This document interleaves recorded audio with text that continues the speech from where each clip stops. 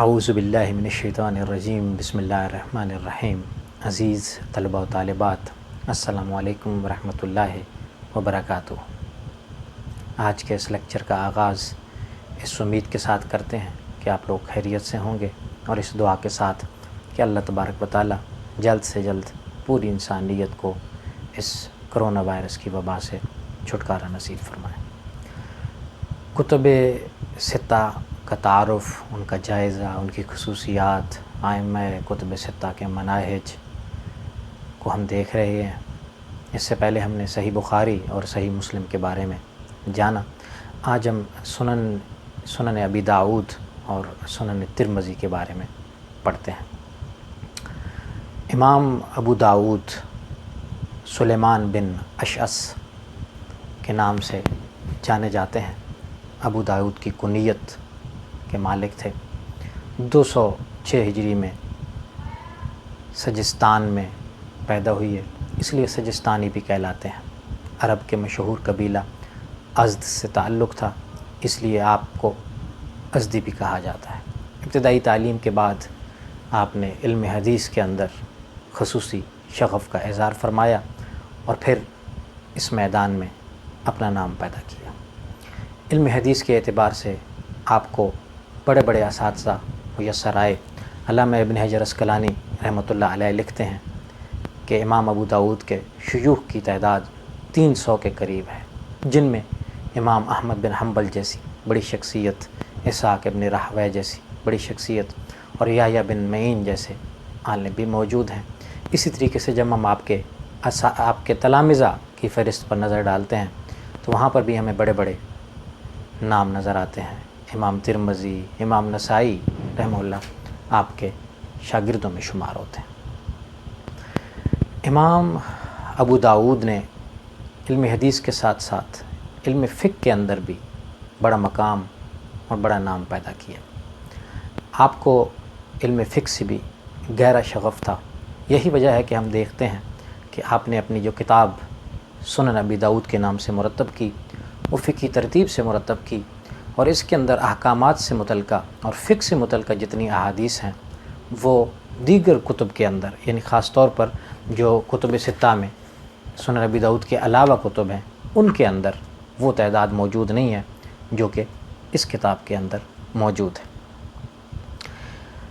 ائمہ دین نے آپ کی علمی شان اور اعلیٰ مقام کو بارہا ذکر کیا۔ امام نووی نے، دیگر ائمہ نے، امام غزالی رحمہ اللہ نے ایک جگہ پہ لکھا کہ حدیث کی جو کتاب ایک مجتہد کے لیے کافی ہے، جو سنن ابی داؤد ہے وہ ایک مجتہد کے لیے کافی کتاب ہے۔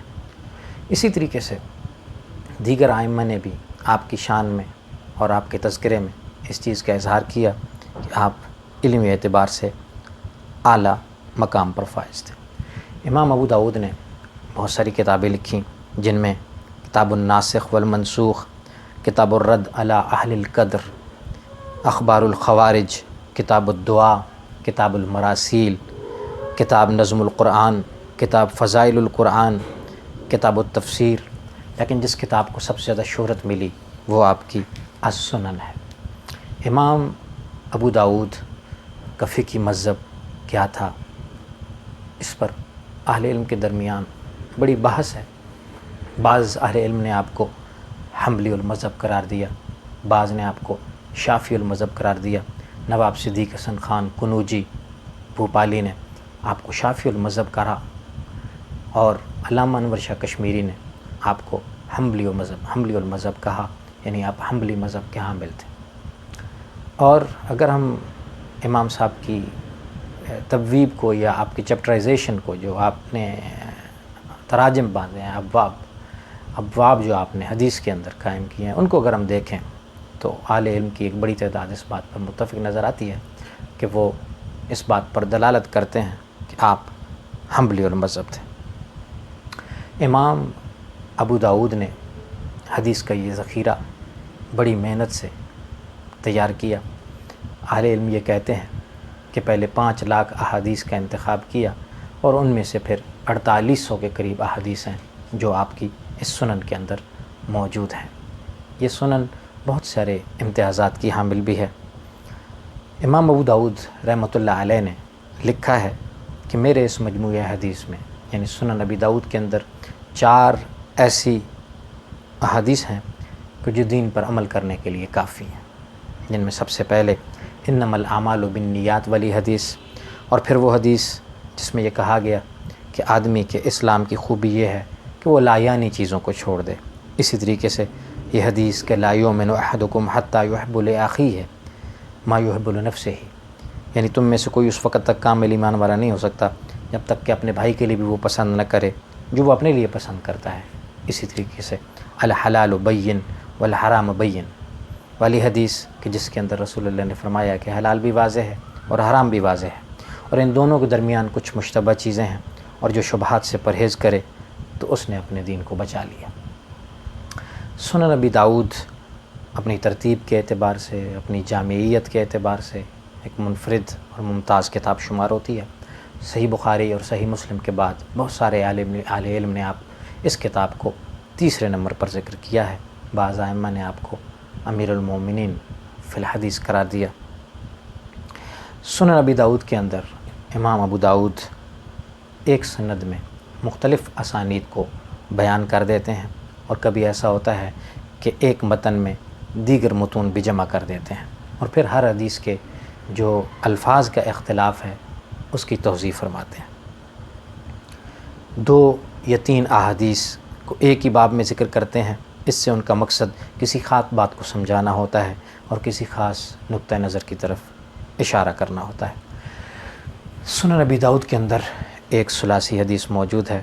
اس کتاب کے اندر یا اس کتاب کا ایک بڑا امتیاز یہ بھی ہے کہ اس کے اندر 600 کے قریب مراسیل ہیں، یعنی مرسل احادیث اس کے اندر موجود ہیں، اور جمہور امت کے نزدیک مرسل احادیث دین میں حجت کا درجہ رکھتی ہیں۔ اسی طریقے سے امام صاحب کی کچھ اپنی مصطلحات بھی ہیں جو اپنی اس شرح کے اندر، اپنی اس کتاب کے اندر ذکر کرتے ہیں۔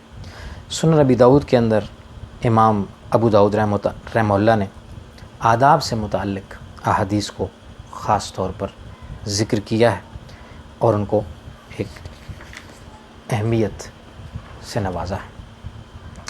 سنن ابی داؤد کے اندر امام ابو داؤد فقہا کے مستدلالات کو بھی جمع کرتے ہیں، ان کے دلائل کا تذکرہ کرتے ہیں۔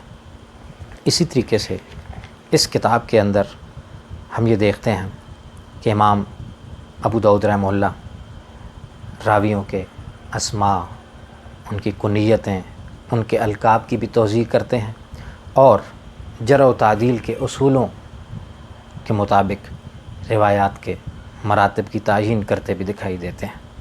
سنن ابی داؤد کئی اعتبار سے بہت ساری کتب احادیث میں انفرادیت اور امتیاز کی حامل کتاب ہے۔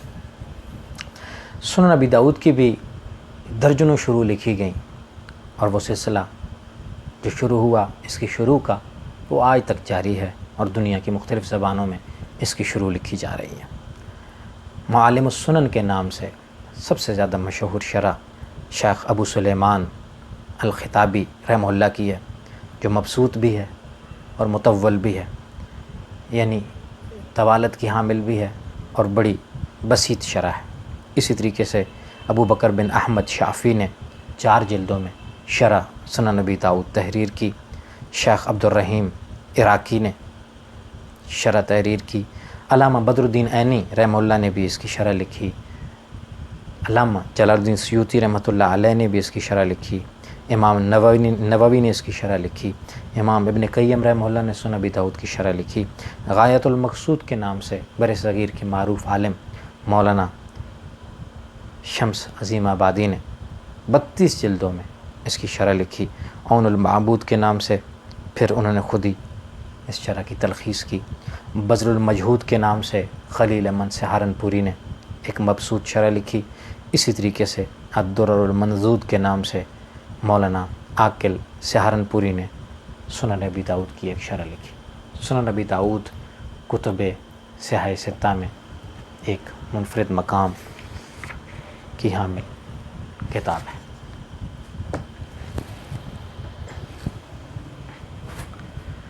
کتب سیاہ ستہ میں سنن نبی داؤد کے بعد سنن ترمذی کی معروف کتاب ہے، جو امام ابو عیسیٰ محمد بن عیسیٰ کی مرتب کردہ کتاب ہے، جنہوں نے اکثر مقامات پر اپنے نام کی بجائے اپنی کنیت یعنی ابو عیسیٰ کو استعمال کیا۔ 209 ہجری میں ترمذ میں پیدا ہوئی ہے اور 70 سال کی عمر پانے کے بعد 279 ہجرہ میں امام ترمذی اس دنیا سے رخصت ہوئی ہے اور ترمذ کے اندر ہی آپ کو دفن کیا گیا۔ امام ترمذی رحمۃ اللہ علیہ کا علم حدیث سے گہرا شغف تھا اور آپ نے اس میدان میں اپنا نام اور مقام پیدا کیا۔ علم حدیث کے ساتھ ساتھ آپ علم تفسیر کے اندر بھی اور علم فقہ کے اندر بھی گہرا مقام رکھتے ہیں، اس لیے کہ آپ کی سنن کے مطالعہ سے یہ پتہ چلتا ہے کہ آپ علم تفسیر کے بھی ماہر تھے اور فقہ کے اندر آپ کی مہارت بھی آپ کی اس کتاب سے بخوبی جانی جا سکتی ہے۔ امام ترمذی رحمۃ اللہ علیہ کو بڑے بڑے اساتذہ سے فیض حاصل کرنے کا موقع ملا، جن میں امام بخاری اور امام مسلم جیسی بڑی شخصیات شامل ہیں۔ جیسا میں نے ذکر کیا اس سے پہلے بھی کہ ائمہ کتب ستہ کے فقہی مذاہب اور فقہی مسلک کے بارے میں اہل علم کے درمیان مختلف آراء موجود ہیں۔ امام ترمذی کے بارے میں بھی بعض علماء یہ کہتے ہیں کہ آپ شافعی المذہب تھے اور بعض علماء یہ کہتے ہیں کہ آپ مجتہد مطلق تھے۔ امام ترمذی نے بہت ساری کتب تصنیف کی۔ علم حدیث سیکھنے کے بعد اس کی تدریس کا خاص طور پر اہتمام کیا۔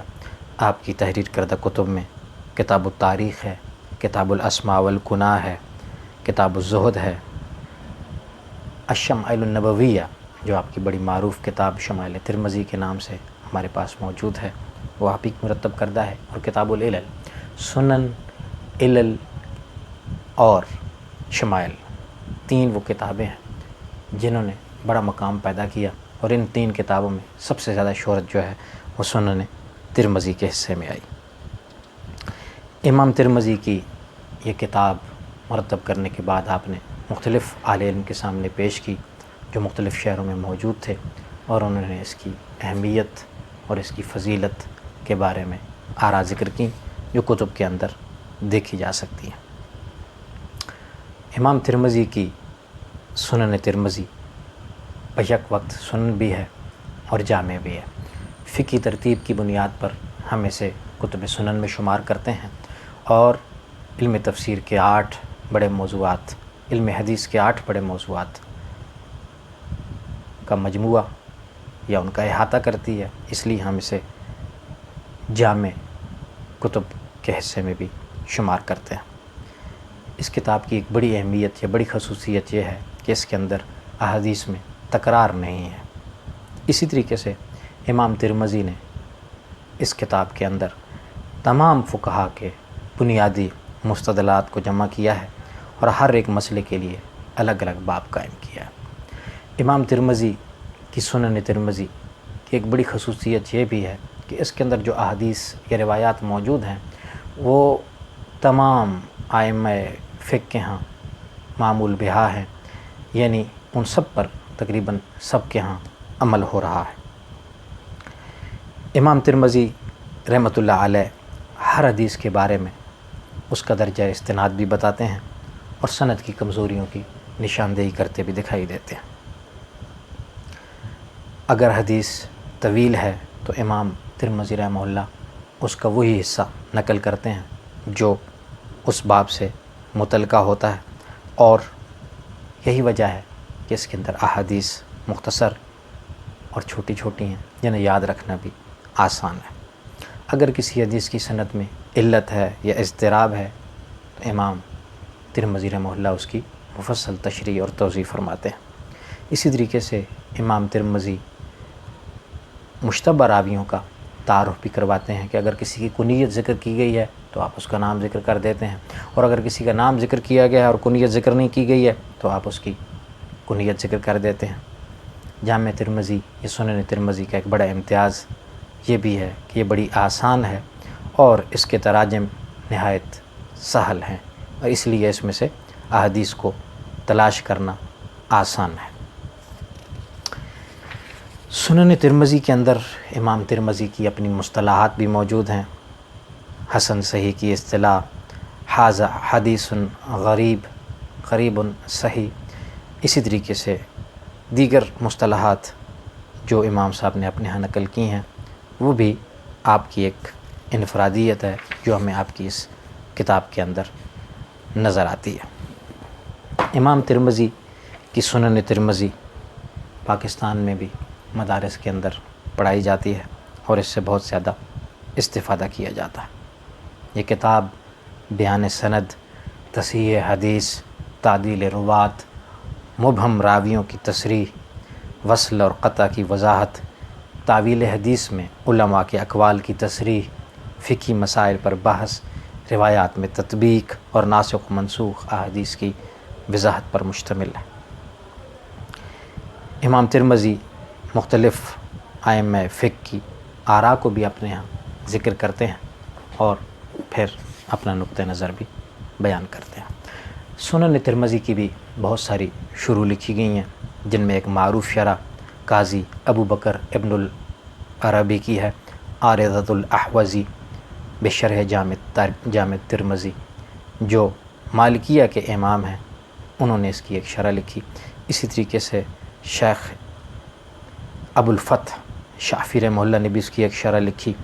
ہندوستانی علماء نے جامع ترمذی پر بڑا کام کیا۔ علامہ طاہر پٹنی گجراتی نے اس کی شرح لکھی، شیخ سراج الدین سرہندی نے اس کی شرح لکھی، شیخ محمد بن عبد الہادی سندھی نے شرح لکھی۔ اسی طریقے سے تحفۃ الاحوزی کے نام سے مولانا عبد الرحمن مبارک پوری جو معروف اہل حدیث عالم تھے، انہوں نے اس کی ایک ضخیم شرح لکھی۔ اسی طریقے سے مولانا رشید احمد گنگوہی رحمۃ اللہ علیہ نے جامع ترمذی کی شرح لکھی۔ العرف الشوزی کے نام سے مولانا انور شاہ کشمیری رحمۃ اللہ علیہ کی شرح موجود ہے، کہ جس کی تکمیل مولانا محمد یوسف بنوری رحمۃ اللہ علیہ نے کی، معارف السنن کے نام سے، جو آج ہمارے پاس موجود ہے۔ احادیث کے اندر، کتب حدیث کے اندر سنن ترمذی کو، جامع ترمذی کو بھی ایک اعلیٰ مقام حاصل ہے۔ یہ دو وہ معروف کتابیں ہیں جو کتب ستہ کے اندر صحیح بخاری اور صحیح مسلم کے بعد موجود ہیں، امام ابو داؤد کی سنن ابی داؤد اور امام ترمذی کی سنن ترمذی، یہ جامع ترمذی۔ میں یہ چاہوں گا کہ آپ لوگ ان دونوں ائمہ کے بارے میں کہیں اور سے بھی، مختلف کتابوں سے ان کے حالات پڑھیں، ان کی کتاب کے بارے میں پڑھیں، اور سب سے بہتر تو یہ ہے کہ آپ براہ راست ان کتب کو دیکھیں، ان میں سے 2-4 احادیث کو دیکھیں، اور پھر امام صاحب کی طریقہ کار اور منہج سے آگاہ ہوں، تاکہ آپ کو پتہ چلے۔ یقین کیجئے کہ یہ وہ طریقہ ہے کہ جس طریقے سے وہ استعمال کرتے ہوئے آپ یہ چیزیں یا یہ معلومات جو ان کتابوں کے بارے میں حاصل کریں گے، وہ ہمیشہ کے لیے محفوظ کر سکیں گے۔ یہ بہت بنیادی چیز ہے کہ ہم کتابوں کو براہ راست دیکھیں، بجائے اس کے کہ ہم صرف دیگر جگہوں سے سننے کے اور صرف پڑھ لینے کے اور پھر انہی پر انحصار کریں۔ ایسا نہیں ہے، بلکہ ہونا یہ چاہیے کہ آپ کو جو چیز بتائی جائے، جس موضوع پر پڑھایا جائے، اس کتاب کے بارے میں بتایا یا پڑھایا جائے، تو آپ لوگ براہ راست اس کتاب کو جا کر دیکھیں اور کھول کر دیکھیں، اور چند مقامات پر اس کو دیکھیں کہ صاحب کتاب کا طریقہ کار کیا ہے، اس کا منہج کیا ہے، اور اس کتاب کی خصوصیات کیا ہیں۔ میں امید کرتا ہوں کہ آپ ایسا کریں گے، اور انشاءاللہ ایسا کرنے کی صورت میں نہ صرف آپ کی معلومات میں بھی اضافہ ہوگا، بلکہ احادیث نبویہ کے ذخائر کو کھول کر دیکھ کر اور اس میں سے احادیث پڑھ کر آپ یقیناً ایک کار ثواب بھی کریں گے۔ اور اللہ تبارک و تعالیٰ سے دعا ہے کہ اللہ تبارک و تعالیٰ ہمیں علم حدیث کو پڑھنے، سیکھنے، سمجھنے اور اس پر عمل کرنے کی توفیق عطا فرمائے۔ وآخر دعوانا ان الحمد للہ رب العالمین۔